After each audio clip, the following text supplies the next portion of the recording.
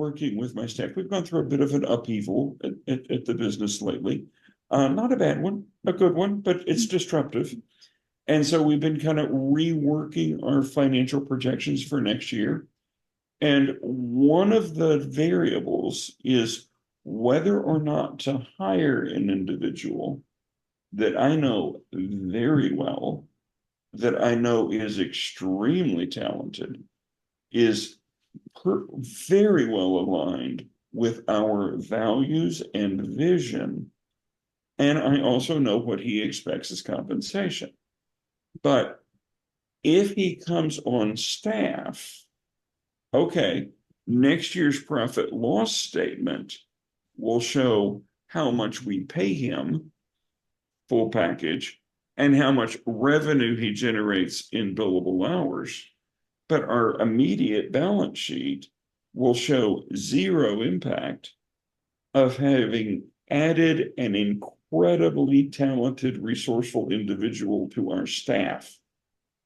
Because by cost accounting standards, you can't claim that as a financial asset. It's not a financial asset, but it is wealth to a company to have trustworthy, skilled, capable, knowledgeable, easy to get along with, personable people. And, I take a lot of calls from merger and acquisitions people, venture capitalists, because I'm a baby boomer, there's an awful lot of millennials that think I am anxious to sell my company to, it's overwhelming the amount of these.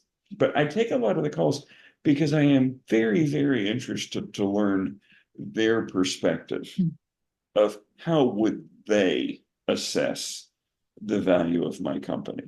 And it truly has become comical to me that none of them have ever expressed any interest whatsoever in the talent and experience of my staff. They only want to know about the annual recurring revenue and the profit margins. It's like, guys, really? Yeah. You're going to buy a company without knowing whether or not the people in it are any good at what they do. That just This is funny, right? So, and we both relate to this. So, in one of my previous lives, I was helping put a company for sale. That's what the owners at that time wanted. And again, as you say, not everything can be measured by balance sheet. In this case, this company, the one that I was involved with at that time, yes, their easiest way to make the ARR look good was to get rid of the senior people or the knowledgeable people who were, yes, expensive, and replace them because headcount is a headcount, so it can be replaced. So yes, they replaced them with slightly lower paid and with great resumes, don't get me wrong. So resumes were very equal and great. On paper, everything was the same. So came a time when the merger or whatever thing that they were talking about didn't go through. But what happened to that company was quite interesting. The deterioration started in the next quarter, literally. It was sooner than anyone predicted. And it actually devalued the company a lot. And now it's a completely different story.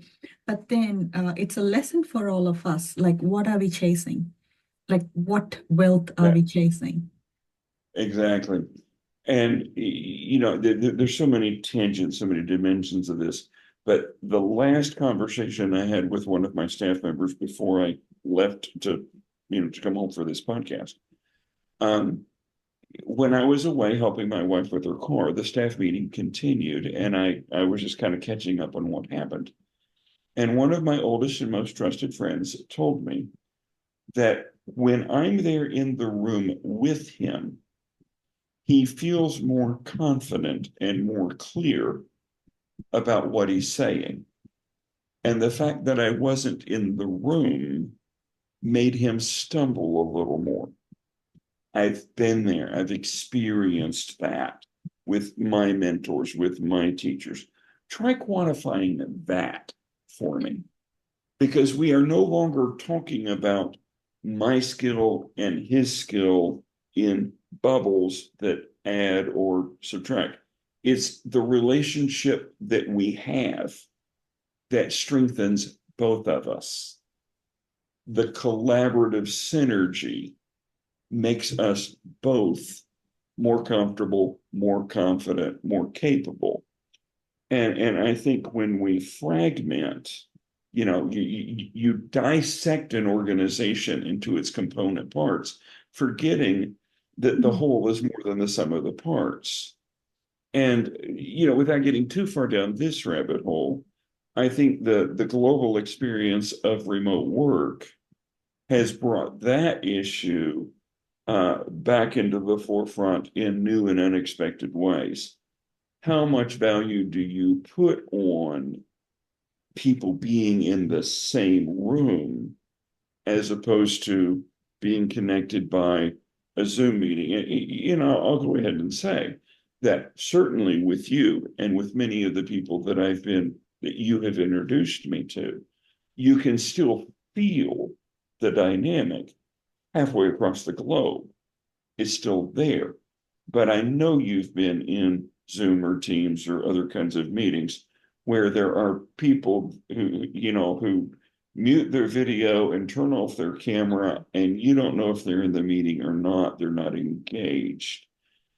But it is very difficult for a manager at any level to assess how much value am I losing because I don't have that side by side, elbow to elbow, I've got you, you're okay, particularly when it's a mentoring relationship. It's one thing to say, for the pilot instructor, my dad was a pilot instructor of fighter pilots. It's one thing for the instructor to say, okay, it's time for you to sit in the pilot seat and I'll be your co-pilot, versus, I think you got this. I'm going to go to lunch.